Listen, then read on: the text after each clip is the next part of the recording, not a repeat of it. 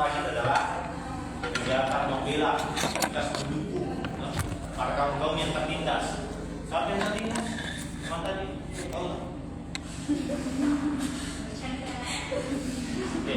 Kemudian advokat itu adalah orang yang melakukan aktivitas membela, aktivitas advokasi. Oke, silakan masuk.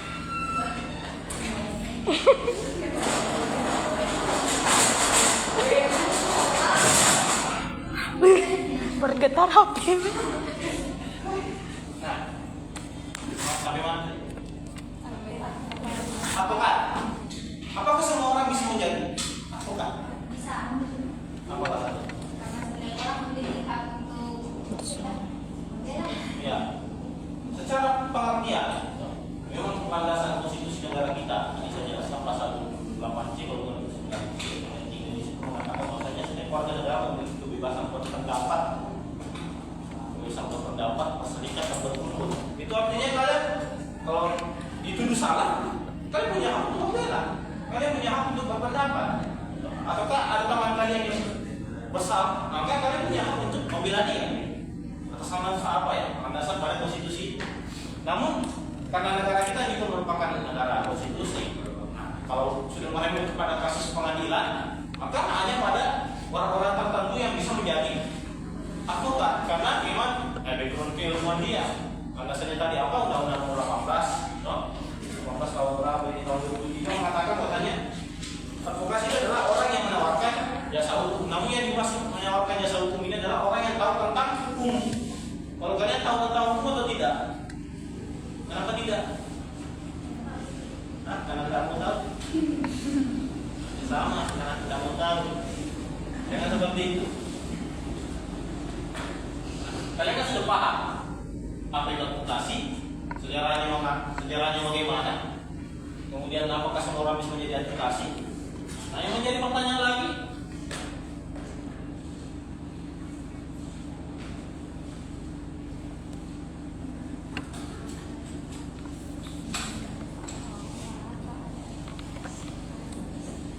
why? Kenapa ada advokasi? Intinya yang saya sebutkan. Kenapa ada advokasi?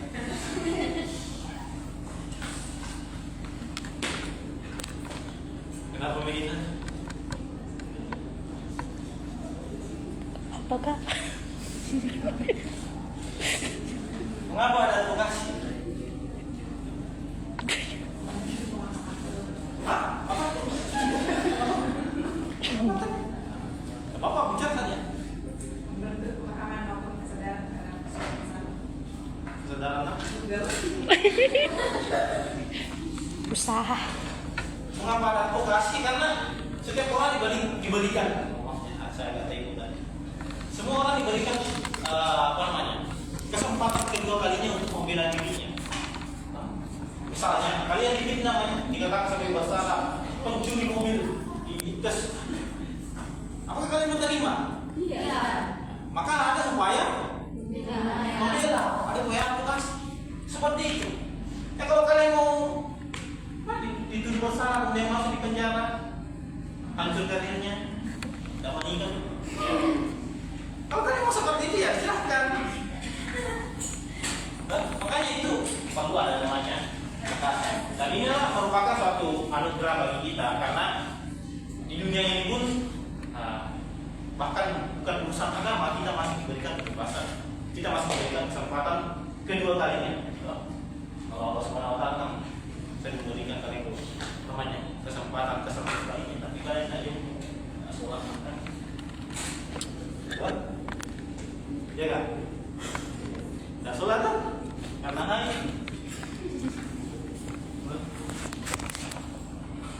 kemudian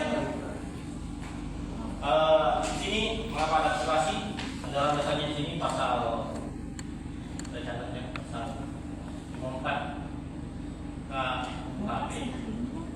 Apa itu KUHP? Yang saya kita apa itu KUHP? Kau ya, tempat pakai kue yang besar itu aja. Apa itu KUHP?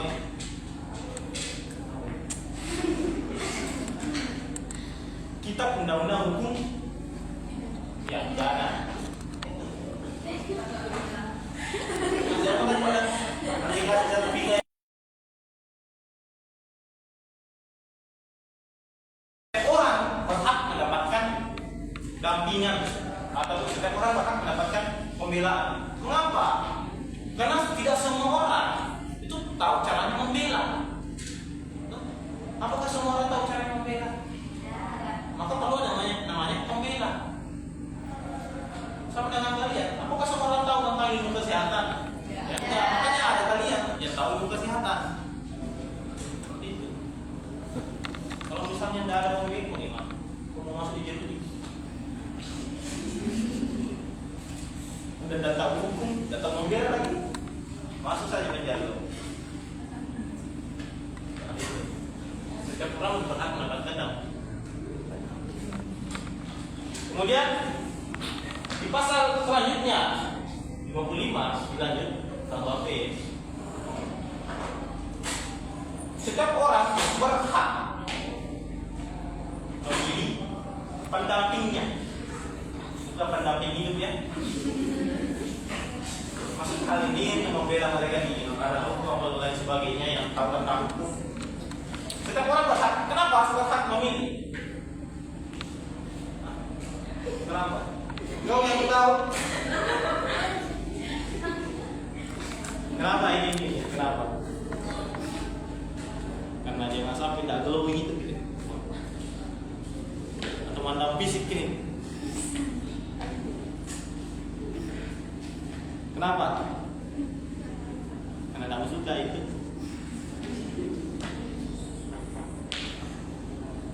Hah? Ya supaya kalian tahu misalnya di mana sih advokat yang bagus kinerjanya, yang bagus track recordnya. Karena jangan sampai advokat yang kalian terima itu adalah advokat abal-abal yang datang persoalan hukum. Yang mungkin saja mereka bersekutu dengan lawan kalian. Ya. Tapi malah kalian masuk jeruji lagi. Jadi kalian mau masuk jeruji. Seperti itu. Jadi kalian itu ketika tidak tahu pada persoalan hal, pasti kalian tanya orang yang lebih tahu. Mana mungkin kamu tanya persoalan pernikahan di saya? Saya tidak tahu, saya mau menikah. Maka kamu tanya kepada orang yang sedang menikah, orang yang berpengalaman. Mana? Ya berpengalaman. Masih fokus ini. Apa namanya ini? Sulpan. Sulpan nanti kau usah disebut. Ya. Dan lebih bagusnya lagi ketika kita memilih pendamping kita, itu lebih bisa meningkatkan persentase kemenangan kita membela diri atau membela yang kita bela. Kalau kita panggil Paris, pengacara terkenal, pasti menang. Ya. Ada sejarahnya orang Paris kalah. Kalau saya orang Paris ya.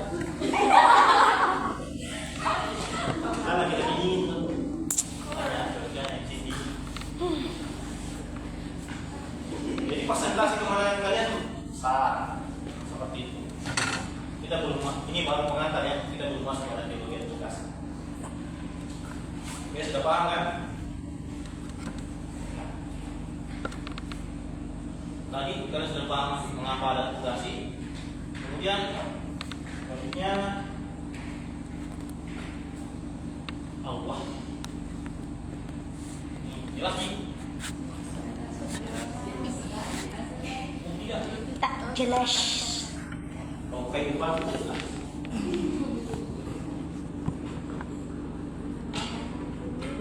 Seorang advokat harus apa?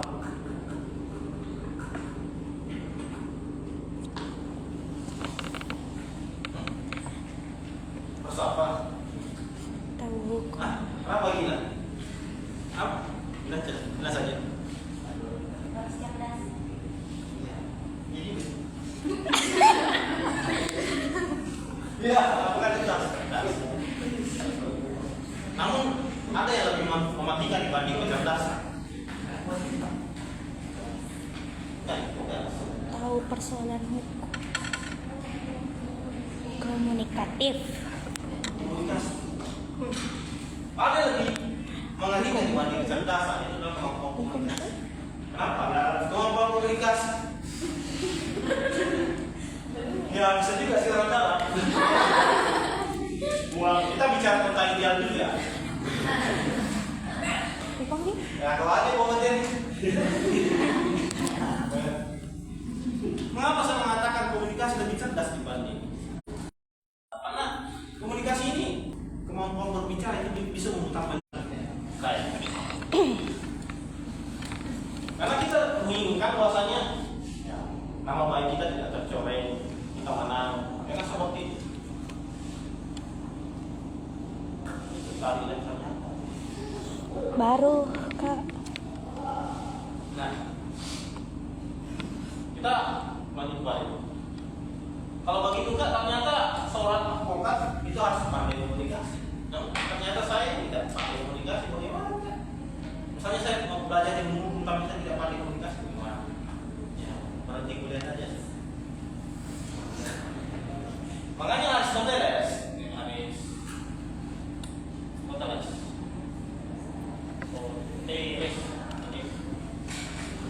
tahu siapa itu? Kau tahu itu siapa itu? Kau tahu siapa itu? Bukan kakek itu. Bukan kakek saya juga.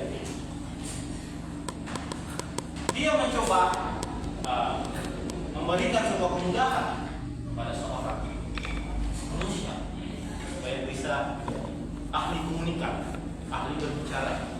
Makanya dalam bukunya Seni Berbicara Seperti Aristoteles di halaman 19 ke 18 sebelah ini dia membagi bahwasanya ada 3 teknik persuasif. Teknik persuasif itu adalah teknik berbicara. Nah, apa itu yang 3 itu? Belum bisa ya? Apa? Apa yang 3 itu? Enggak Aristoteles. Tanya ya. Kalau sudah mati.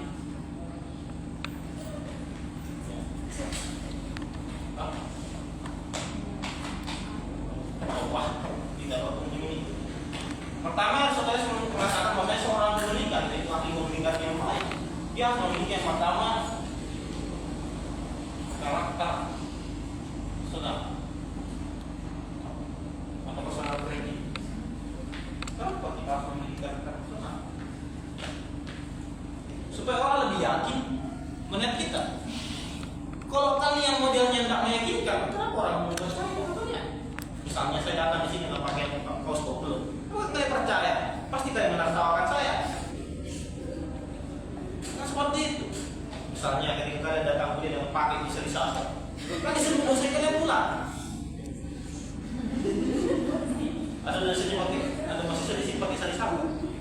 Adanya apa nama bahasa Indonesia itu?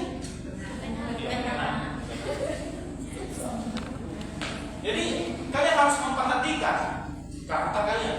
Dari sepatu kalian, maaf ya, sepatu saya sudah lusuh. Ini sejak SMP masih mau dipakai. Kalian percaya ini sejak SMP? Tidak. Sejak SMP, tapi SMP saya pakai.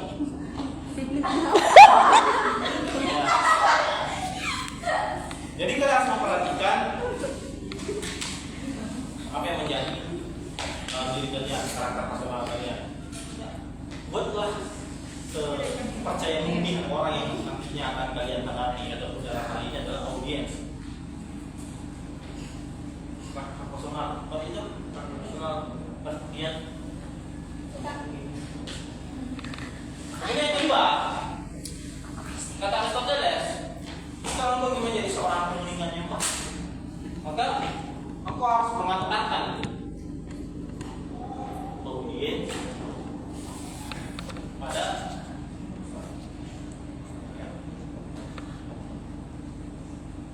kita harus mengantarkan audiens pada kerangka berpikir.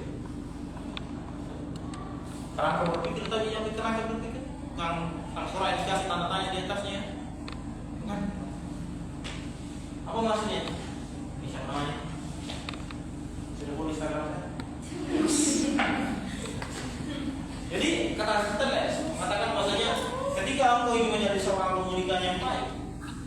audiens itu tahu apa yang kalian sampaikan, kita tahu masa mengantarkan dia pada kerangka berpikir. Artinya sesuaikan gaya bahasamu dengan lawan bicaramu. Jadi gaya bahasanya seperti ini, sifat formal, menggunakan bahasa Indonesia. Itu karena saya sedang berbicara dengan seorang intelektual, seorang cendekiawan di kampus ini katanya, bagus kan? Min. Nah, katanya, dan itu tidak salah juga. Kau mau protes? Kan memang intelektual, kayak itu.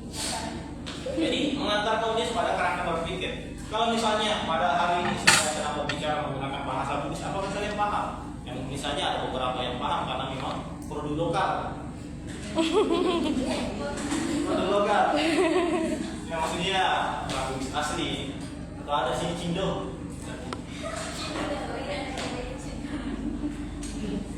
Ada yang keturunan juga. Ya kan seperti itu. Kalau saya berbicara dengan anak-anak, mana mungkin saya bicara seperti itu. Kamu sebagai adik saya terlalu skeptis terhadap saya. Dia tidak akan mengerti yang namanya bahasa ilmiah. Lain dengan kalian yang mengerti bahasa ilmiah, yang paham sekolah hukum, katanya. Ini mau protes ini.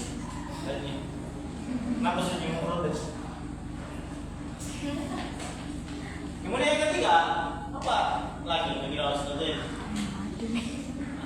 Spidolnya. Apa? Kamu tadi namanya suka.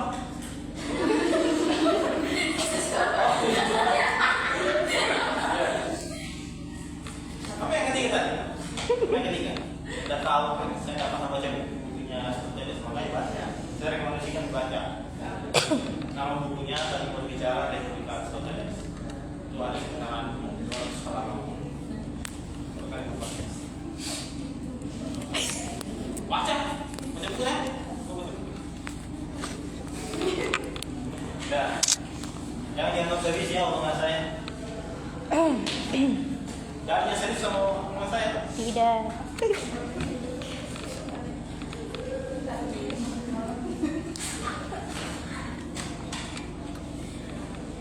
Nah, pembuktian. Jadi omongan-omongan kalian, apa yang kalian bicarakan, apa yang kalian narasikan, apa yang kalian sampaikan, harus juga disertai dengan apa?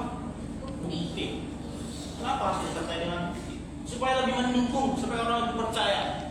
Kalau misalnya apa yang kalian sampaikan tidak memiliki bukti, kalian pasti mengatakan apa buktinya kamu menunjukkan.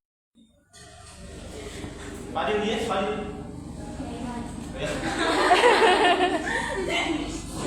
Ya, itu ya. Misalnya, kalau mengatakan aku mencintai, apakah kamu langsung percaya? Tidak. Kenapa? Tolak kan? Apakah kamu langsung percaya? Benar kan? Kenapa? Tidak ada buktinya. Buktinya apa? Ya, kamu datang ke rumah kita sampai ke orang tuanya.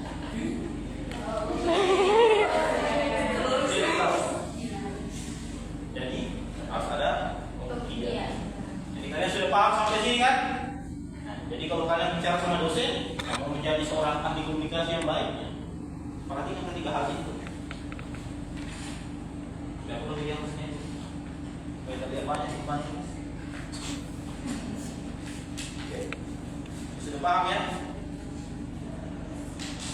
Sekarang kita masuk kepada teologi tugas. Tadi kan pembahasan awal kita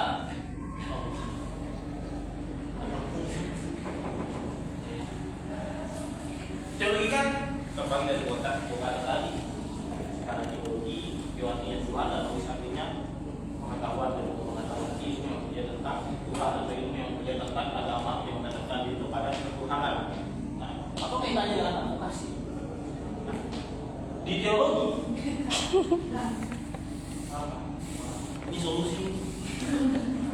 Kak, izin ke WC. Iya, silakan. Izin. Ya apa buktinya kalau dia benar-benar ada tulisnya nanti? Iya, tangannya. Jaga liveku.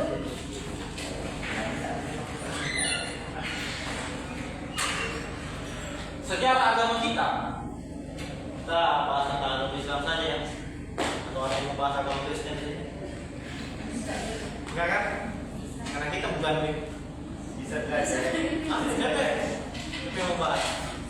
Saya pernah Kristen sih. Makanya kamu harus sertakan nanti Alkitabnya. Ya. Konsep agama kita itu mengajarkan perlawanan untuk pembelaan terhadap kelompok tindas. Kenapa seperti itu? Kenapa seperti itu? Siapa tidak tahu? Karena dogma agama ya seperti itu. Ya, kenapa? Rasul kan diutus di muka bumi ini itu untuk apa? Menyempurnakan agama Allah dan menyempurnakan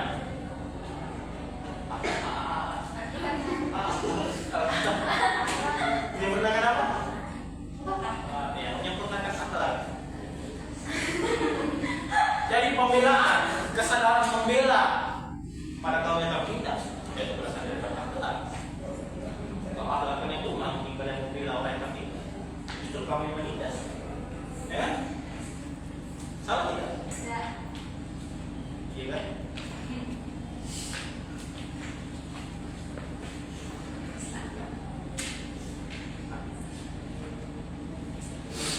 Perspektif advokasi. Makanya di sini kita membagi sejarah perjuangan Nabi untuk melandaskan ayat Al-Quran dan As-Sunnah yang mengharuskan kita itu melakukan upaya pembelaan. Kalau secara menyeluruhkan landasan ayat di dalam kitab kita Al-Quran itu mengatakan bahwasanya ini apa anda mungkin apa?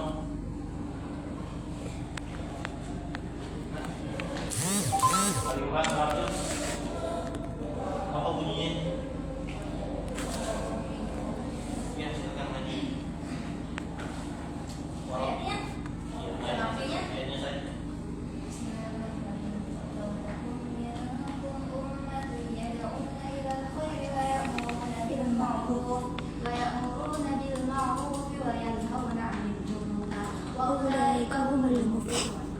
Oke, mantap. Sudah bisa uruskan. Amin. Nah, sebenarnya di ayat ini menyerukan kita untuk melakukan pembelaan. Pembelaan terhadap apa? Apa tadi? Wa ya'muruna bil ma'ruf wa yanhauna 'anil munkar. Wa ya'muruna bil ma'ruf itu artinya kalian diminta itu untuk membela agama Allah Subhanahu wa taala, menyerukan yang pada ma'ruf dan mencegah kepada Ya munkar. kenapa? Yang baik itu harus diserukan juga. Kenapa seperti itu pertanyaannya? Kenapa yang baik harus diserukan?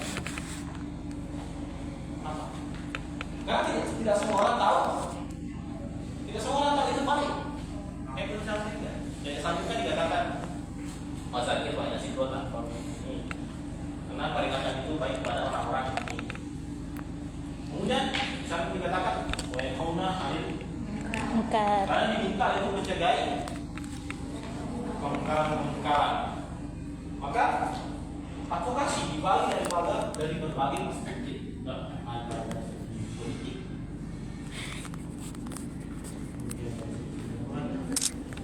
agama, kemudian pendidikan, ya, apa lagi?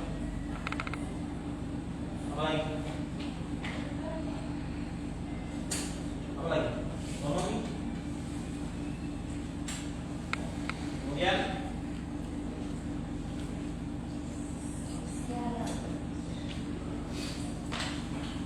kenapa harus ada konsep teologi advokasi dalam konsep politik? Kenapa? Supaya kebijakan-kebijakan yang lahir daripada politik itu kebijakan juga bermanfaat semua masyarakat, bukan kepada kaum elit. Makanya ketika ada kebijakan pemerintah yang tidak pro terhadap semua masyarakat, dalam hal ini hanya berpihak kepada mereka yang menikmati kursi ternyaman, kita harus mengatakan tidak, dan kita harus menolak diam. Kita harus membela para kaum tertindas dan tidak dapatkan keuntungan daripada kebijakan pemerintah. Dan di ini ada landasannya secara teologis Al-Baqarah ayat 30.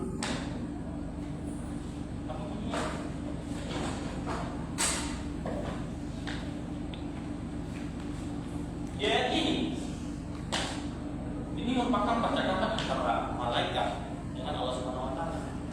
Mana malaikat di situ mengatakan bahwasanya, mengapa engkau menciptakan manusia? Artinya apa? Buat pertumpahan darah di muka bumi. Kemudian Allah Subhanahu Wa Taala mengatakan, aku lebih mengetahui apa yang kalian tidak ketahui. Artinya Allah Subhanahu Wa Taala melihat potensi seorang manusia itu untuk menjadi seorang pemimpin. Atas mengapa kau ragu menjadi seorang pemimpin? Nah, artinya kalian memiliki potensi untuk menjadi seorang pemimpin. Nah, memang tugas kalian lahir di muka bumi ini selain daripada beribadah, itu adalah menjadi seorang pemimpin. Makanya tugas kalian adalah menjadi pemimpin yang baik. Karena ketika kalian menjadi pemimpin yang tidak baik, maka ada lanjutannya di Al-Ahzab ayat 72. Dikatakan bahwasanya sungguh kami dalam menitipkan amanah itu kepada langit, bumi dan bumi tentang semuanya. Kemudian memikul amanah itu, kemudian dipikul oleh manusia. Sungguh manusia amat zalim dan bodoh. bukan kau ya. Ini manusia yang tidak menjalankan amanahnya dengan Baik. itulah mengapa saya mengatakan bahwasanya konsep advokasi pembelaan kepada kaum tertindas itu masuk kepada semua ini. Tapi dalam agama kita itu mengajarkan tentang pembelaan. Kemudian dari segi agama tadi, kenapa hal yang baik sudah dibilang? Betul. Lalu saya di sini mengatakan apa? Muhammad ayat 7 ya. Kita Rasulullah yang itu mengisahkan sejarah. Karena siapa menolak agama Allah, niscaya Allah akan menolongnya dan menunjukkan kedudukannya. Artinya Allah Subhanahu Wa Taala mengatakan kepada kalian, belalah agamaku, dukung, berpihaklah kepada agamaku. Seperti itu Pak. Mengapa mesti dibela? Kalian kan telah menyadari bahwasanya agama Islam itu merupakan sempurna, bukan yang benar, dan tidak ada lain keraguan di dalamnya. Apalagi dikatakan Al-Quran zalika kitabullah wa ibadi. Agama ini Al-Quran itu merupakan petunjuk bagi orang lain. Kenapa?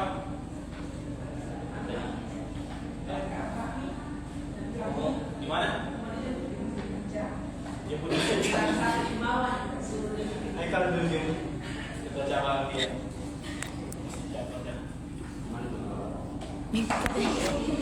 Mintain na si Dos Kaka. Agama kita, agama kita sudah dari sejak awal mengatakan kepada kita sebagai pengurus agama, kalian harus membela agamanya. Oke, yang menjadi pertanyaan, apa yang sudah kalian bela? Apa yang sudah bela? Apa yang sudah kau bela terhadap komunis?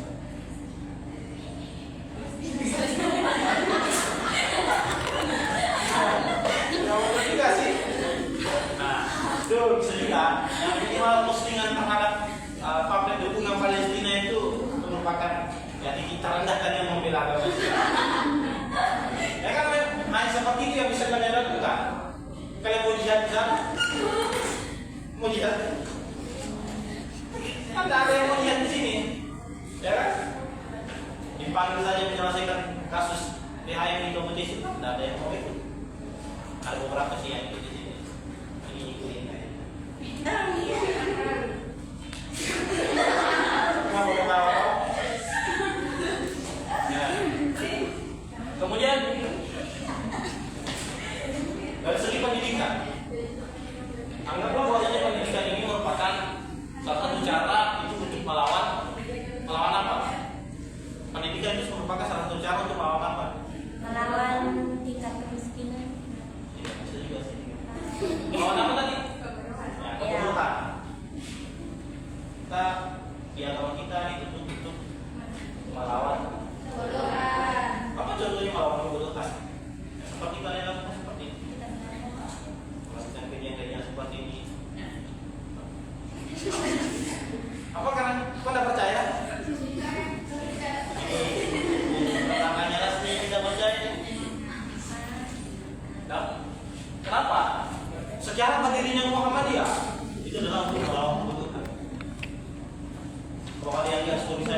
Islam itu saya posting sebelum katanya. Kiai Haji Ahmad Dahlan itu memilih untuk menjadi seorang pendidik. Makanya gerakan pertama Muhammadiyah itu adalah gerakan pendidikan. Kenapa? Dan tugas kita memang adalah mencerdaskan kehidupan bangsa. Sebagai orang yang tahu tentang ilmu, maka kalian harus kuasai tentang ilmu. Bayangkan coba, misalnya, kenapa? Sekarang Muhammadiyah memiliki 172 perguruan tinggi. Apa yang akan terjadi kepada bangsa Indonesia? Di mana 172 ini jumlahnya 5 juta mahasiswa. Apa yang terjadi kalau misalnya Muhammadiyah menghentikan 172 kampus perguruan tinggi? Maka IQ bangsa kita, masyarakat kita itu akan bobrok. Kenapa? Karena tidak ada lagi tempat belajar. Apa sih? Jadi advokasi itu bukan hanya tentang kalian melakukan pembelaan terhadap kasus pengadilan, tapi mulai daripada hal-hal kecil seperti ini di agama ini, yang misalnya kalian masuk di IF-nya, kebenaran, kemudian dari segi pendidikan, kalian menuntut sudah seperti itu merupakan bentuk advokasi, karena kalian tidak termasuk orang bodoh, kan? Kalian tidak termasuk orang yang tidak tahu persoalan agama. Dan kalian termasuk orang yang membela agama, dan kalian termasuk orang yang menuntut ilmu dan ingin menyampaikan ilmu. Nah, seperti itu. Kenapa istilah? Paham? Kemudian dari segi ekonomi. Makasih. Kenapa? Harus ada juga pembelaan dalam segi ekonomi. Saya tak tahu kayak ini, saya lupa. Saya tidak catat tadi malam karena saya ketiduran. Di agama Islam kan sudah diatur tentang persoalan sistem perdagangan, ya seperti itu. Kenapa dia seperti itu? Supaya tidak ada praktek-praktek kecurangan. Kenapa? Supaya tidak ada praktek kecurangan. Supaya orang yang sudah ditipu tidak ditipu. Memang seperti itu. Saya katakan maksudnya tidak semua orang tahu tentang ilmu. Nah, makanya ilmu ada untuk menjadikan kalian semua. Jadi kalian sudah paham ilmunya, kalian harus wariskan ilmu. Tapi kalau kalian mau wariskan ilmu itu artinya kalian sudah melakukan praktik advokasi, pembelaan terhadap kebutuhan. Paham ya? Ini paham? Apa? Buat jelaskan. Kemudian dari segi sosial, kenapa kita juga harus bila dari aspek sosial misalnya? Landasan ayatnya di sini kan dikatakan al-mauniyah.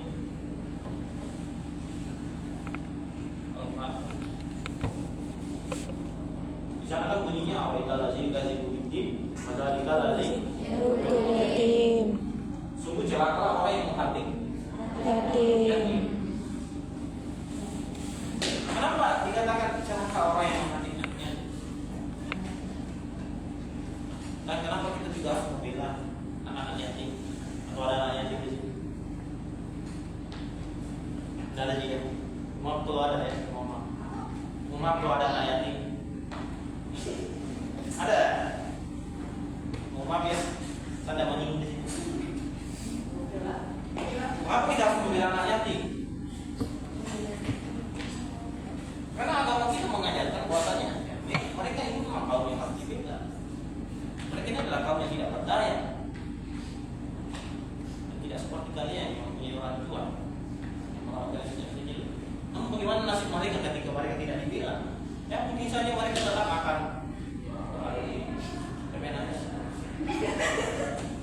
mungkin saja mereka akan tetap berada di jalanan menjadi seorang polisi, tidak diberikan kebebasan untuk pendidikan. Enggak seperti itu. Sejarah kelam bangsa kita itu ada namanya kan, misalnya pembagian kasta. Pembagian kasta, orang yang memiliki kasta seperti ini tidak berhak mendapatkan pendidikan. Dia masih mengaku sistem kasta. Orang yang memiliki kasta seperti ini tidak berhak mendapatkan pendidikan. pembelaan, tidak diberikan hak untuk dibela, maka sampai akhir hayatnya mereka pasti akan tak menjadi seorang menjadi orang titik terendah. Tidak glowing kan? Dengan seperti itu. Jadi agama kita dari awal itu mengajarkan tentang kesetaraan seorang manusia. Ngapain sih mesti ada pembelaan antara kaum dan saya? Kita sama-sama makan nasi, Pak. Atau di sini ada yang makan gandum? Bahas ya, luar biasa kalau ada yang makan gandum. Mau makan apa? Makan cicik. Gosh.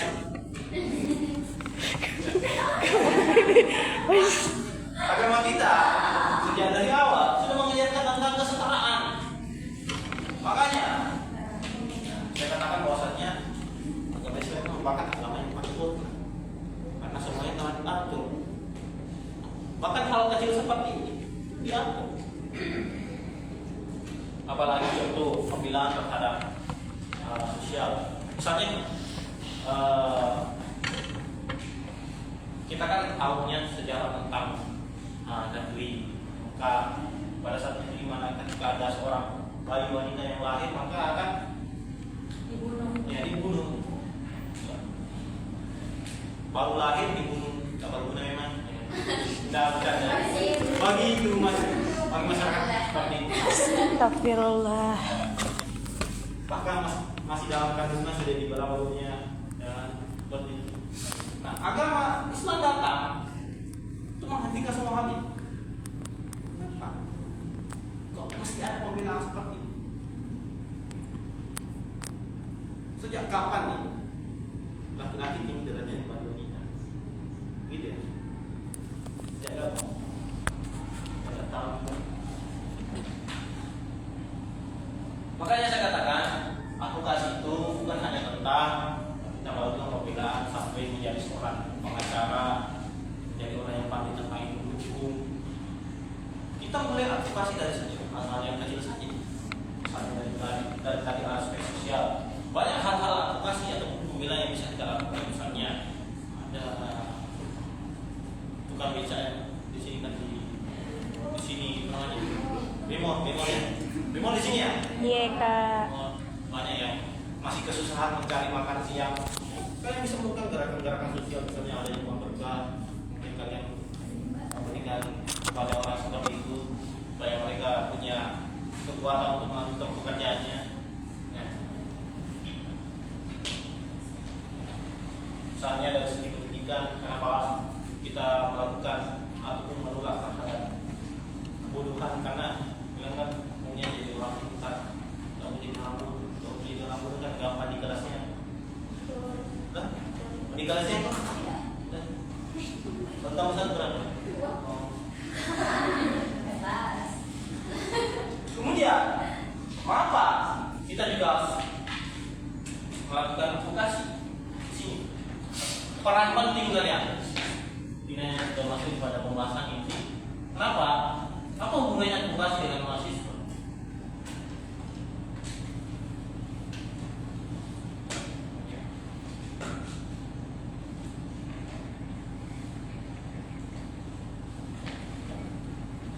Apa hubungannya mahasiswa dengan advokasi?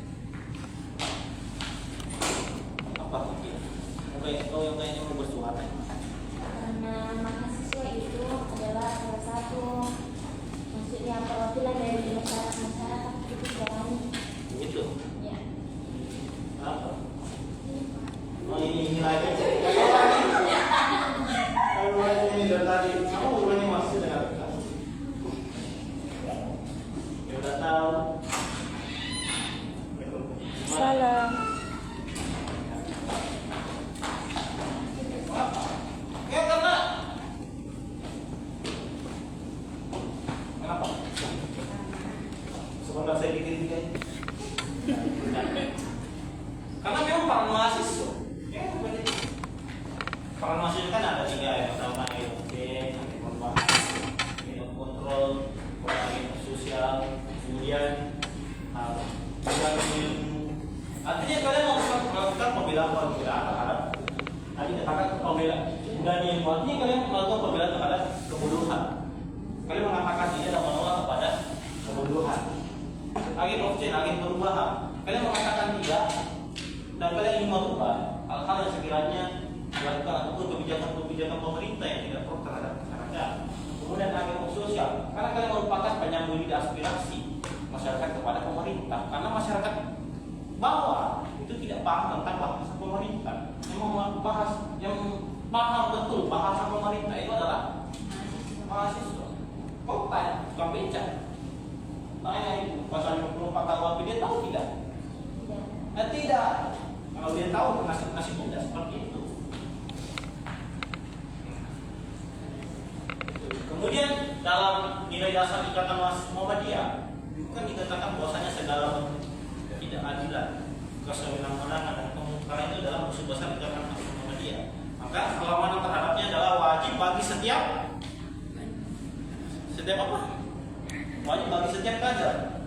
Maka tugas kalian itu adalah melawan apa? Melawan segala bentuk tidak sewenang-wenang. Lanjut. Garing ya. Demo. Makanya ada sebuah pepatah simpel bermakna. Saya lupa siapa periwayatnya ini mengatakan bahwasanya seperti ini. Waktu paling cantik melihat sebuah kapal itu adalah ketika berlabuh di dermaga. Namun bukan itu tujuan kapal diciptakan. Tujuan kapal diciptakan itu adalah untuk mengawali gelombang dan ajak lautan. Sama halnya dengan kalian. Waktu paling baik dan sampainya seorang mahasiswa itu adalah ketika di kamar. Namun bukan itu sekiranya tujuan menjadi seorang mahasiswa. Tujuan menjadi seorang mahasiswa adalah menuntut ilmu dan memperjuangkan masyarakat. Ini sudah paham ya? Sudah 1 jam ini. Rasa itu. Bila ada yang menjadi ini sudah bahagia memulai. Apabila ada yang ingin kalian pertanyakan, ada hal yang kalian rasa bahasa saya tidak mudah dipahami atau tidak kalian ketahui secara konsideran dan akan diberikan kesempatan untuk bertanya. Terima kasih. Baik, kepada teman-teman, apakah ada yang mau ditanyakan?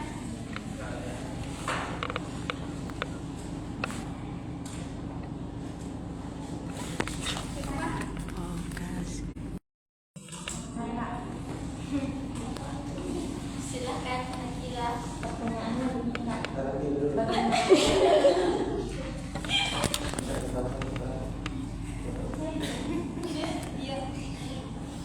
bagaimana anggapan kakak itu bilang, karena ada biasa orang mengatakan cukup Allah menjadi saksi apabila syahidah. Dia tidak ingin maksudnya itu dia tidak bisa, dia tidak mau membuktikan bahwa dia begini, tapi dia serahkan sama Allah kayak gitu.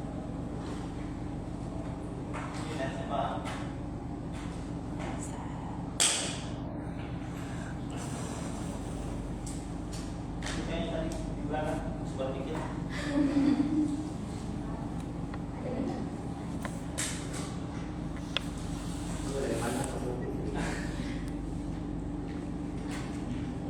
Apa tadi kita akan salah kita? Pertanyaan apa kita tadi ya? Selama kita tidak tahu. Jadi diulang dari awal. Kan terlambat tadi datang kak. Apa yang terjelaskan Gare tadi sebelum datangi.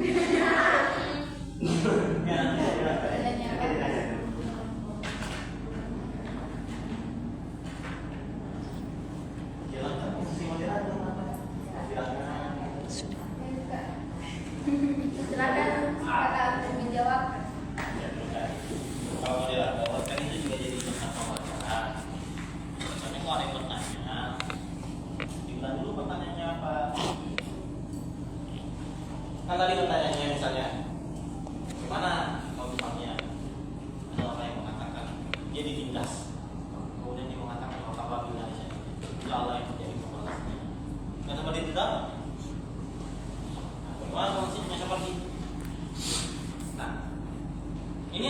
merupakan konsep yang telah ada dalam agama kita dan merupakan kebenaran dan merupakan hukum agama dan ini merupakan sebuah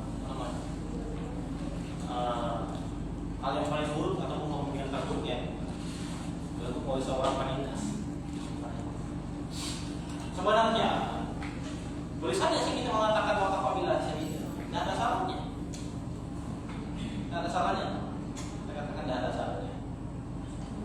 Lantas bagaimana nasib orang yang menindas? Ya, persepsi saja kena asap. Apa yang menindas juga orang? Tidak seperti itu. Karena ada yang orang yang mengatakan bahwasanya mata dibalas mata. Kalau kau siap, kau berani berbuat sesuatu, berarti kau berani menerima konsekuensi. Kalau misalnya lantas pertanyaannya kita mengatakan orang ini sudah berusaha untuk bertobat, meminta ampun kepada orang yang ditindas, begitu ya pertanyaannya? Bagaimanakah bunyinya? Kau juga ada apa pertanyaanmu? Hah? Lanjut Pak, lanjut. Oh. Ada kakak. Kayaknya kau juga ada apa pertanyaan? Ya. Misalnya kalau orang ini tidak memohon ampunan dan dia meminta maaf kepada orang yang mengatakan apa ini tak boleh jawabnya apa? Apa coba luruskan pertanyaan? Maksudnya Kak, ini orangnya selalu ditindas, tapi tidak mau membalas gitu. Tidak mau membuktikan bahwa dirinya bukan dia tahu, bukan dia salah. Tapi ini dinas. Iya. Di sini ada dua hal. Pertama, kita persilahkan kasus itu saja terjadi. Misalnya orang yang mati ditindas itu sudah tidak berani berbuat, karena itu pertama karena dia tidak berani kita membela. Dia tidak tahu cara membela. Dia tidak tahu cara membela diri dan dia tidak berani mengungkapkan itu membela diri. Maka tugas kalian yang tahu, bela dia.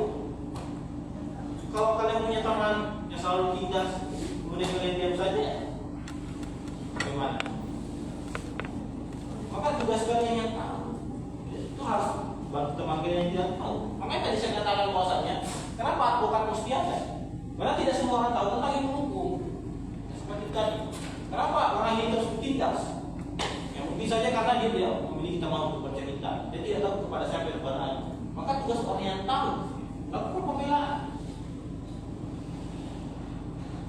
Kalau misalnya tadi orang ini juga tidak punya teman, kenapa boleh? Tidak pahami pertanyaannya itu gimana? Cocok ya? Berarti sudah tahu jawabannya? Sudah tahu jawabannya? Kemudian kau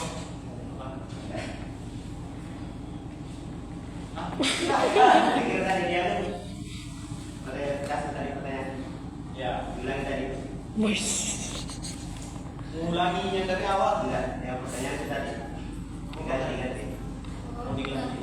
Cek ditanya biar lihat saja live-nya Pikom. Silakan Haikal. Baik, terima kasih atas kesempatannya. Nah, kata-kata tadi